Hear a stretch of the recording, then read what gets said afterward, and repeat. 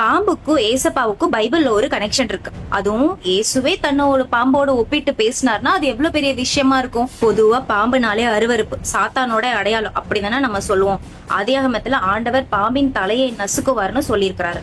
ஆனா என்னாகமம் 21ஆம் அதிகாரத்துல மோசே கிட்ட தேவன் பாம்ப செய்ய சொன்னாரு.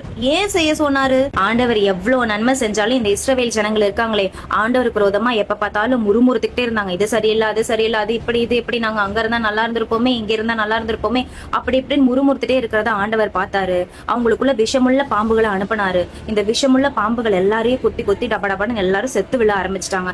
செத்து விழ ஆரம்பிச்ச உடனே ஜனங்கள் எல்லாரும் பார்த்து பயந்து மோசே கிட்ட போய் சொல்றாங்க, எங்களுக்காக ஆண்டவர் கிட்ட போய் பேசுங்க, எங்களுக்காக விண்ணப்பம் பண்ணுங்கன்னு சொல்லும் போது மோசே ஆண்டவர் கிட்ட போய் விண்ணப்பம் பண்றாரு.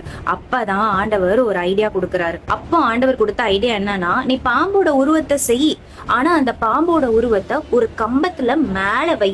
மேல இருக்கிற அந்த பாம்பை இந்த ஜனங்கள் எல்லாம் பார்க்கணும். அதை பார்த்தாங்கன்னா அவங்க உயிர் பிழைப்பாங்க. ஒருவேளை கடிச்சிருந்தாலும் கூட அவங்க அந்த பாம்பை பார்த்துட்டாங்கன்னா அவங்க உயிர் பொழைப்பாங்க அப்படின்னு சொல்லிடுவாங்க. ஏன் இதை சொன்னாரு தெரியுமா?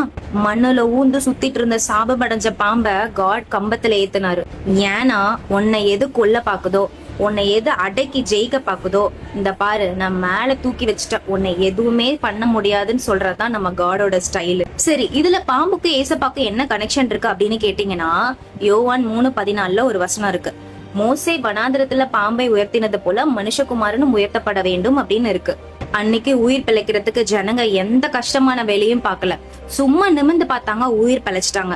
இன்னைக்கு மண்ணோடு மண்ணா சாபத்திலையும் பாவத்திலையும் ஒட்டி கடந்து விடுதலை பெறணும்னா சிலுவையில தொங்கின இயேசுவை நிமிந்து பார்க்கணும். பாம்போட தலைய நசுக்க வந்த தெய்வமே தன்னை ஏன் பாம்போட வடிவத்துல பார்க்கணும் அப்படின்னா, ஏன்னா உன்னோட சாபத்தை அவர் நசுக்கணும்னா முதல்ல அந்த சாபத்தை தான் மேல அவர் சுமந்து கொள்ளணும். கலாத்தியர் 3:13 சொல்லி இருக்கிறபடி இயேசு நமக்காக சிலுவையிலே சாபமானார்.